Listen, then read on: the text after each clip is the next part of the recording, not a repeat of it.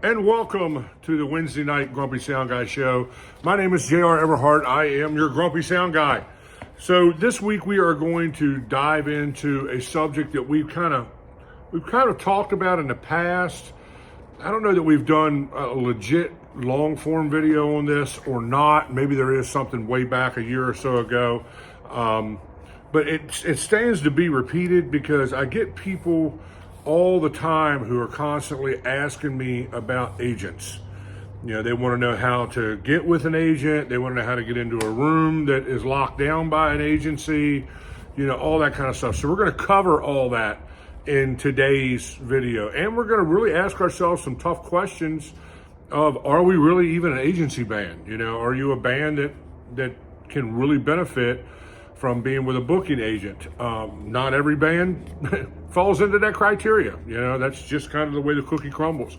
But before we dive into all that, please like and subscribe. Please do all the things you know you should do. I'm not going to hound you about it. Just please do it. Share this with people you think that would benefit from this.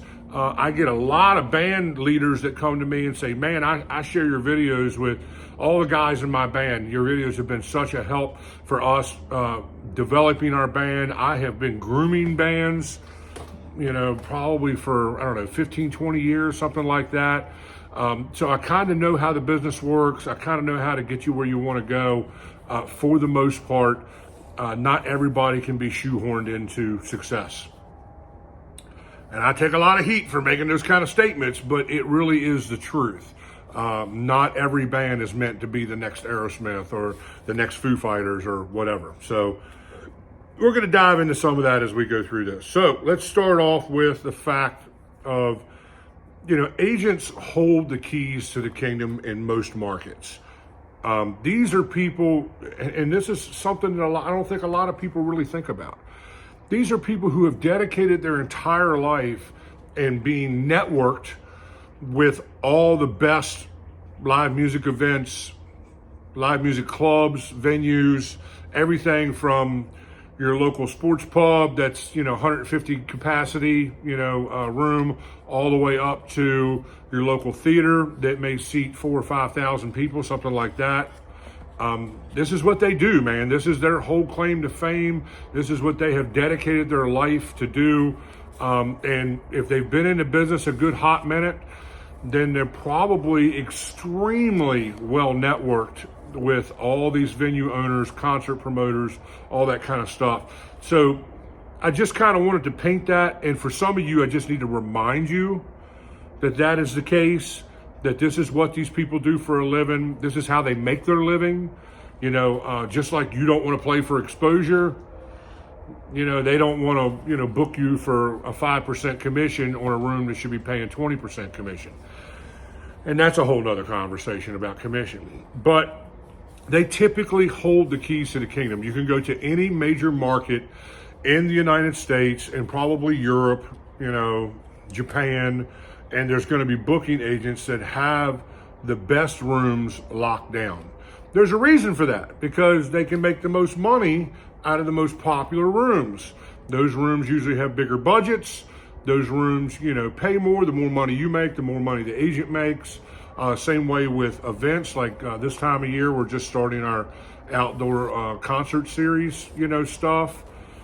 You know, those guys want to be networked with the people that are doing the biggest, most successful events because they have everything to gain from that. And if you are with that agent, you have everything to gain from those connections. So I think we got to kind of put all that into perspective. Do you need a booking agent to be successful on a regional level? No, you don't. But I will say this, it's going to make your job a good bit harder to do it on your own. You're going to have a harder time making the connections you need to make to get into the rooms that's going to grow you to the capacity you want to grow as a band. Really, your only way into the agency rooms is to play all the non-agency rooms, sell them out consistently, and be making enough waves in the scene that that bar owner, concert promoter is asking the agent for your band. That's the only way you can kind of get around this. And I mean, you got to really be putting rear ends in seats. You got to be turning solid, consistent numbers, with your band. Then you could then the agent will probably reach out to you. Then you can do one-off contracts, and things like that, which we're going to talk about what is entailed in that here in a second. You don't have to be exclusive with that agent, because you may want to get into multiple rooms that are booked by multiple agents. And if you are exclusive with agent A, the only way they're going to get you into a room that agent B is got locked down is to co-book that room. And this is a highly competitive business, and it's sometimes all these guys don't play well together. Most of the time they do, because it benefits everybody. Agent B may need the little kick in the rear end to get your band that's selling out all the non-agency rooms into that venue, because that venue owner is also asking for you. So there's some motivation that way. It's really a lot about politics, man. Agents are politicians. They are dancing around the band's egos and their expectations, whether they're realistic or not, because that's a whole nother conversation. And they're dancing around the venue owners and concert promoters that are really just numbers driven, wanting to make money. It's the whole reason why they do it. Probably 1% of the club owners and concert promoters are doing this for their love of music, and even then they want to break even, so they got to make money. So from the agent's perspective, they only really want to work with bands that turn numbers. They only want to work with bands that make money. No one wants to be on the losing team, and no agency needs, a band that doesn't produce. If you can't produce, the agency's not going to wave a magic wand over your band and make it produce. Let me kind of bust your bubble and just tell you that if your band can't sell out your local, Animal Club, Moose Lodge, Elks, Eagles, something like that, that can get 300 or 400 people in there consistently, you're probably never going to be a band that the agent is interested in booking. Because you got to be able to turn the numbers, man. That's just all there is to it. Numbers is what drives this game. And you might be the best band in your area. Look, I ain't trying to hate on you. You know what I'm saying? You might be musically and even, presentation-wise, you might be the best band. But maybe you're playing the wrong set list. Maybe you're playing a lot of B-sides when you should be playing A-sides and leaning toward the hits. And I'm speaking predominantly toward cover bands. So, you guys should know that by now if you're a regular watcher or, subscriber to this channel. We're talking about the middle market cover band scene. If your band can't make money, then, the agent's kind of like, well, what's my motivation to even work with you? I already have bands that were full of empty promises on my roster that I'm having to deal with constantly, because every agent has bands like that they're dealing with. And then, the thing that kind of kicks my rear end in this conversation is, I see these bands who they come to me, and because they know I'm connected and I work with all these agents, they're like, hey man, I want to play this venue, that venue, and this event and that event. And they're always the big A-rated events and venues. But then they only want to give an agent, 2 or 3 dates a month because they have a family and they don't want to be out every Friday and Saturday. And it's like, okay, well, agent looks at that like, why? Why? Where's my motivation to book you, man? If I can't book you at least, 6, 8 times a month, I can't make money off of you, and they're not doing this as a hobby. They absolutely positively need to make money to keep their doors open and to keep them plugged into the scene. So if you're not a band that brings an availability schedule to the table where, you can really give an agent an honest shot to make money off you, then you're kind of spinning your wheels. And again, like I said, I regularly talk to guys that are in that position. Like they just want to cherry pick. Yeah, Sparky, so does everybody else, Everybody wants to play just the events that are sold out in front of 3,000 people all the time, and never want to play the clubs where you got to play an empty night to build in that room, do the work that it's going to take for you to build a following in that room. And then a lot of you guys, once you get an agent to give you a one-off contract in a really good room and give you the opportunity to build, but then you have 1,000 excuses of why it's not your fault that people aren't in the room. Look, I get it. Nightclubs and promoters don't always advertise the way they should, but in today's world with social media the way it is, there's no excuse why you can't advertise and you can't put butts in seats. Bands are always going to be evaluated by the numbers that they turn. Again, if you don't turn numbers, agents aren't going to want to work with you. You know, I can't tell you how many times I've been told, well, man, I keep sending, agency A emails and phone calls and can't get anybody to call me back. It's probably because they've never heard of you before. Or when they went to your Facebook page, they seen you got 200 people following you, and you have no calendar, or your calendar is all C-rated rooms and you're a band trying to build into B-rated rooms. Well, unless there's something really extraordinary about your band, they're not going to return your call. They're just not. Where's their motivation to return their call? Because what they're looking at is a band that it does not have any track record of making money.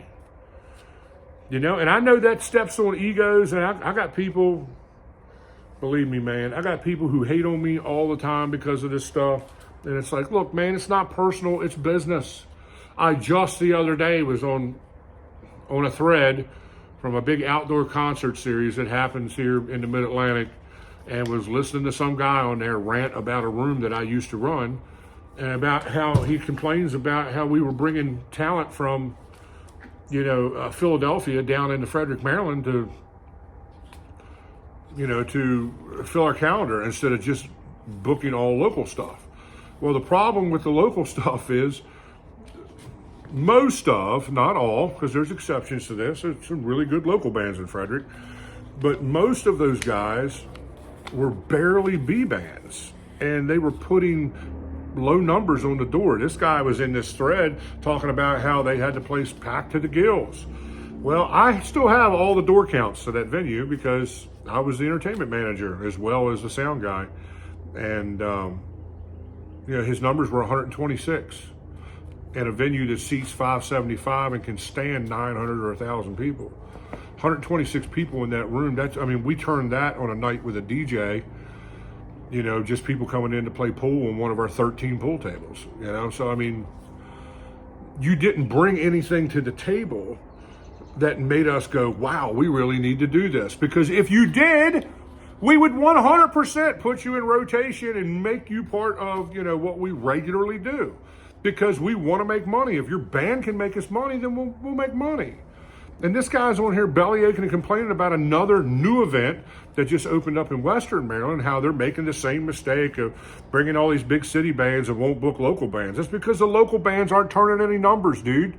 You got one or two local bands that pull legit numbers. The rest of you cats are animal circuit bands. You're used to playing in rooms where you get, 110 people when you think you're really doing something. Those are small numbers in the big scheme of things. So don't get mad at me because we decided to be like, well, if we're going to have low numbers, let's at least have entertainment that is of a higher quality so that the people who do come in see us as what we're known for, as being an A-rated room. You can't continue being an A-rated room if all you book is B local bands. No, you have to book A bands. You have to book bands that play all the big beach clubs, that travel, that most of them are full-time, that are coming from the big city, who really, really got their stuff together, know how to keep people in the place, and play a set list people want to hear, not some creative acts they're trying to grind as a washed-up rock band. Agents deal with this all the friggin' time, man. All the time. This is their world. This is what they have to sort through. And then you wonder why they charge what they charge in terms of commission. The other big thing is I hear a lot of people saying, well, I caught my agent in a lie. I can't trust this agent anymore because they're just blatantly lying about my band. And I'm like, dude, anybody who works any kind of sales job is going to tell you that there's going to be white lies kind of sprinkled in there. They may lie to venue A that you're not available so that you're available for a big outdoor show they have over here that they haven't told you about yet. They may tell venue A, look, man, they're not available on that date, because in his mind, he's like, I can make way more money off this band booking this outdoor gig where the budget's 3 times as much. The band's going to make more money. The agent's going to make more money. It's a win-win for everybody. That stuff happens, man. It's just part of the business. Don't get your butt all twisted up because you catch your agent in a lie like that or something like that. Look, and I'm not saying that there's not bad agents out there. There's bad people everywhere. There's bad people in your local sports club. There's bad people at your church. Bad people are everywhere. There are bad agents out there that blatantly lie, and the only thing that they're worried about is their own bottom dollar. They don't give a rip about the bands. They don't give a rip about developing or grooming bands or any of that kind of stuff. They just want to make a quick buck. Believe me, I get it. I've worked with those guys. I know who they are, okay? Most of these guys, are just trying to make a living, man. And they're trying to work with bands that will work with them, given an available calendar. You know, work with the financial roller coaster that is trying to book the bands. You know, we're in 2024 here, and all the COVID stuff is now gone, but there's still a roller coaster financially while the market is trying to settle down from the pandemic. It's still part of the equation. Inflation is still through the roof. The economy is still jacked up. They haven't gotten it straightened out yet. That has an effect on everything, including the live music venue. I myself and my company have had a crazy roller coaster year with events. Last year, I was killing it, absolutely killing it, could do no wrong. This year, I'm really having to work for a lot of stuff because the economy's all over the place. People are just scaling events down for no good reason. I have personally, getting back on subject here about agents that lie, I have personally never worked with an agent that I didn't find in some kind of white lie. A lot of them I found in black lies. I have worked with almost every major booking agency in the Mid-Atlantic, from DC, Baltimore areas is my place, but I've worked with some people out of the Carolinas. I've worked with some people out of New York. I've been around. Either they were hiring me as a production guy, or I was working for a band that was signed exclusively to those agencies. So I know how the game works. And the reality of this is, man, is like, I've never met an agent that didn't lie. But you want to know the other side of that conversation? I've never met another human being that didn't lie. So before you get on your high horse, all talking about how your agent did you wrong, and maybe they did do you wrong, but I know a lot of bands that get all butthurt just because their band isn't developing as rapidly as they think they should, when they're just not putting butts in seats. And instead of looking in the mirror and being honest about who they are as a band and trying to make some changes and trying to get things where they need to be, they want to blame the agent and then jump ship. I need out of my contract. You're not doing me any good. The grass is always greener on the other side of the fence. Just in the last 18 months, I know bands who had left agent A swear to God that this guy is the devil and he's the worst thing that ever walked the earth. He is evil incarnate. This dude is not worth the air that he breathes as a human being, much less as an agent. Go to agent B blows them up, and then agent A comes back later and gives them some silver tongue action, some lip service. They leave agent B that they're making money from and go back to the guy they swore to God was the devil himself. I can't make any sense out of that, dude. I can't make heads or tails out of that. And this is a band that's radically successful, but wow, it just doesn't make sense. And I see it all the time. People want to blame the agent for why they're not growing the way they should be growing. You're already playing the best rooms in the area. And then here's another kicker to that whole conversation is when they leave the agent, then they end up going back and playing the same clubs as an independent and still have to pay a rebook fee, because that agent is the one that opened that door for them. And that moves us right on to the next point, which is rebook. A rebook fee and no competition agreement. If you don't know anything about working with booking agents and you don't hear anything else I say, hear this, okay? If you go to agent A and you beg him to get you into Venue A, which is the greatest venue in the area. All the big bands are playing there. You just really feel like your band would be validated if that was on your calendar. And you manage to get the guy to give you a date there and put you in there. Even if that's just a one-off contract, which means you're doing a contract for that one event. In the fine print of that contract is going to say two things. First of all, anytime you go back into that venue, whether you book it through agent A, agent B, agent C, or you book it directly, you owe agent A rebook fee. Why? Because they're the ones that opened the door, unlocked the door of opportunity, and got you into that room to begin with.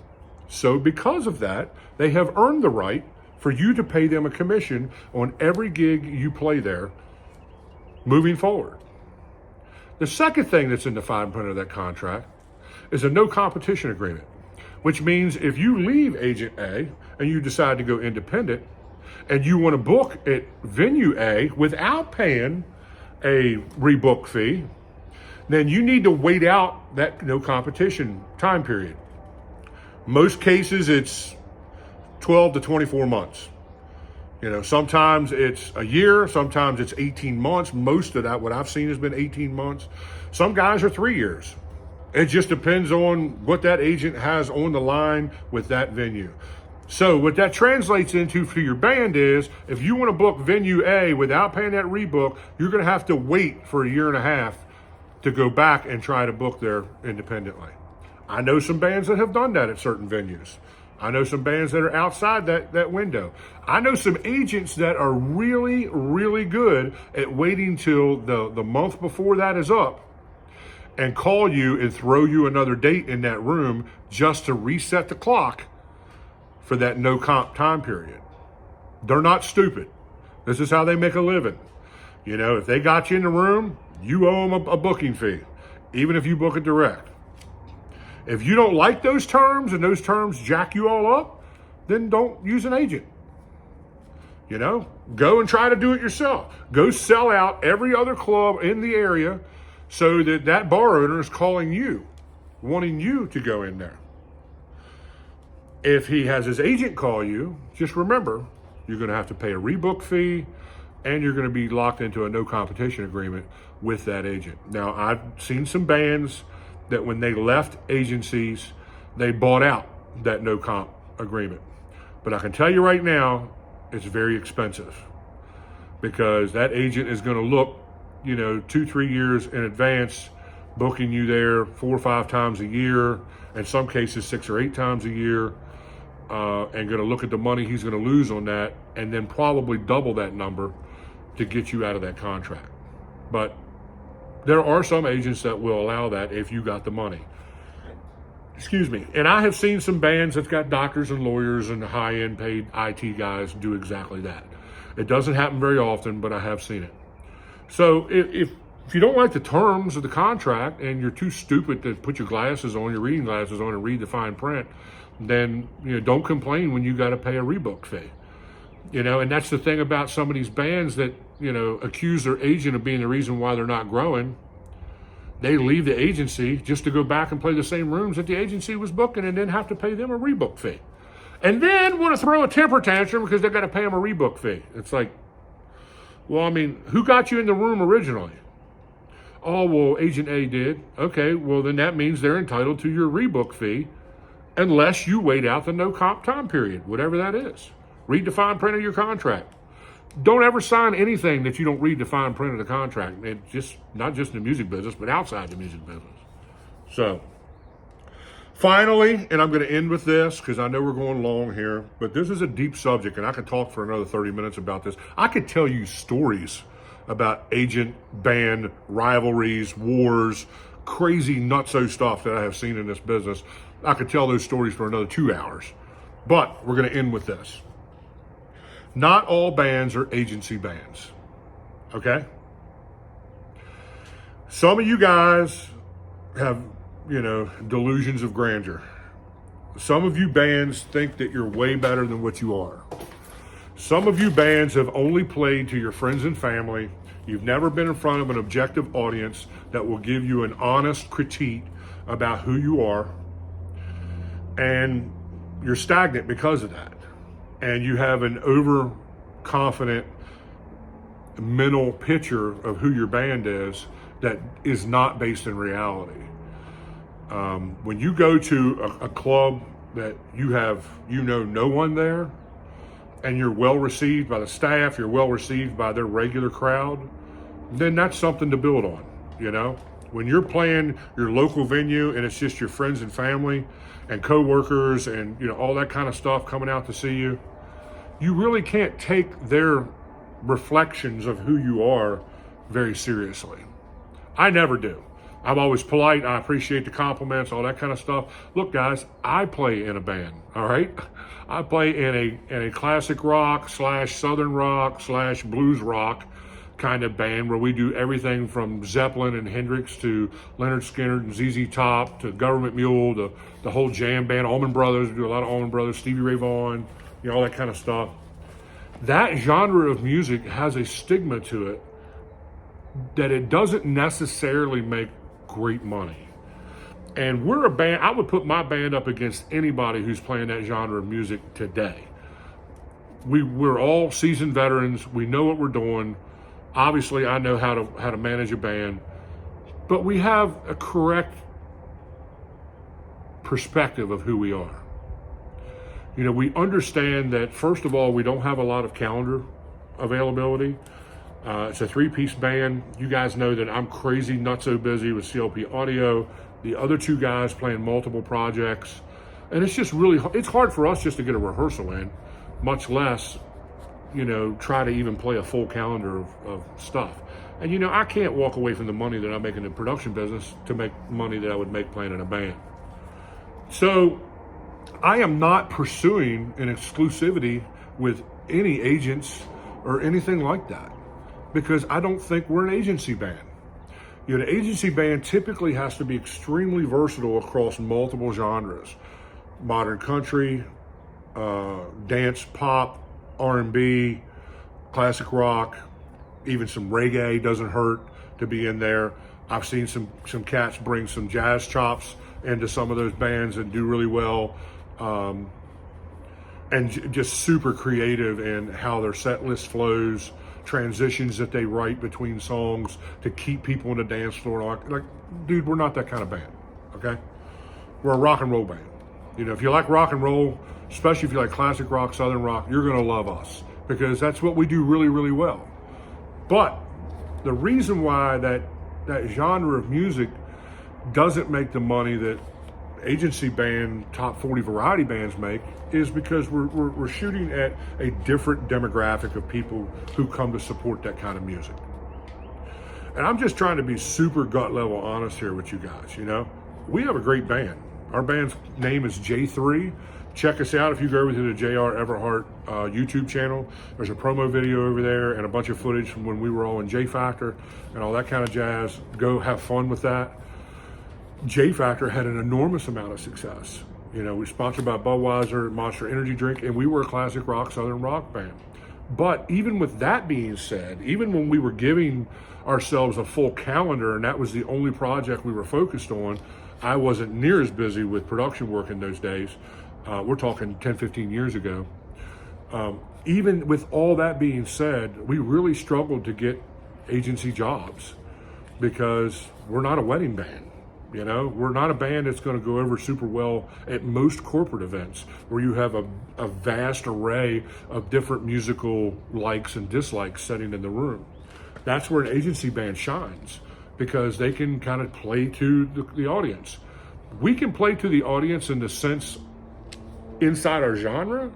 Like if we know people like, really responding to the southern rock, we'll lean that way. If they're responding to more of the mainstream classic rock, we'll lean that way. If they're responding to the blues side of what we do, we'll lean that way. But we're all still within that genre. And that demographic of people are not getting any younger. I mean, it's wonderful to see how the regional rock schools have really had a huge resurgence with young people with classic rock. And that's awesome. I think we're going to see a resurgence of that style of rock and roll over the next 5 to 10 years. But at this stage of the game, we're not in high demand. You know, we're in high demand in our local area because people know who we are, and we have a very good reputation as a band, and we're still kind of riding on the shirt tails of what J Factor was and that sort of thing. But it's about adjusting your expectations, man. It is. We're a B-rated band, probably never going to be more than a B-rated band at this stage of the game because of the genre of music that we're in. It has nothing to do with who we are musically. I'll put my guys up against any A-rated band musician any day of the week, myself included. We've dedicated our lives to being very proficient in our instruments, but being really good musically is never a guarantee of success. And that's the thing that you don't hear people talk about. They think because they're really good musically that agents should be falling over themselves to book them and to put them in the best rooms.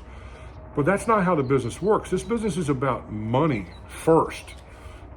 The talent is a given. Like, I remember years and years ago when I learned that, I was like, I was of that mindset that like, all we got to do is just be the best band in the area and we'll be successful. In the early years of my musical career, I believed that if we were the best band regionally, we would end up with a record deal, that, you know, that all my favorite bands were phenomenal musicians, so we're going to be phenomenal musicians, and that's all it takes. I had no idea how important the business and marketing side of this was. And I can show you A-rated bands right now that are making, you know, $5 to $10 grand per gig, and you know, drawing thousands of people, selling out large A-rated clubs who are mediocre musicians. But you know what? They knew how to play to the audience. They knew how to give the audience what they wanted. Their set list was correct. They were genius marketing people. And they really, really did everything that they had to do to get people to the club.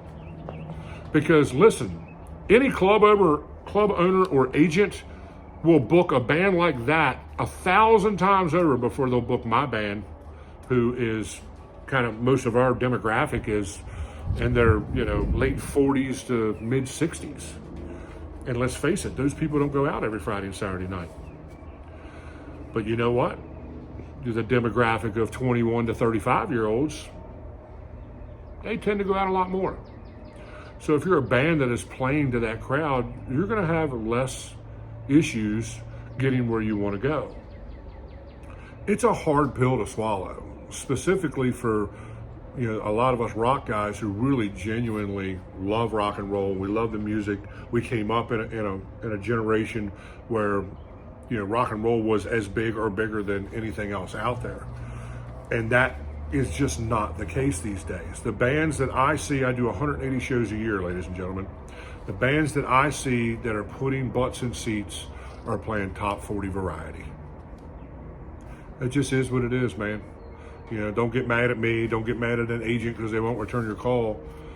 You know, and then I just had lunch with a guy, I don't know, a couple months ago, who was coming to me looking for, you know, someone to represent his band. They have never played one gig out. They're a studio band. They just recorded an album, released an album, and it took them, I don't even know how many years just to get the album done. They have almost zero following. And, you know, they want me to wave a magic wand over their band and turn them into a band that agents want to book.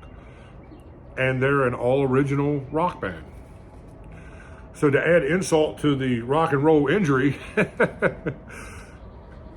unless you're going to, and these guys are in their 50s, late 50s, you know, unless you're going to dedicate your life to beating the road and playing that all original circuit, that's your only hope, you know, that. And if you're of that age, there's going to be a lot of challenges in that, you know, from multiple angles.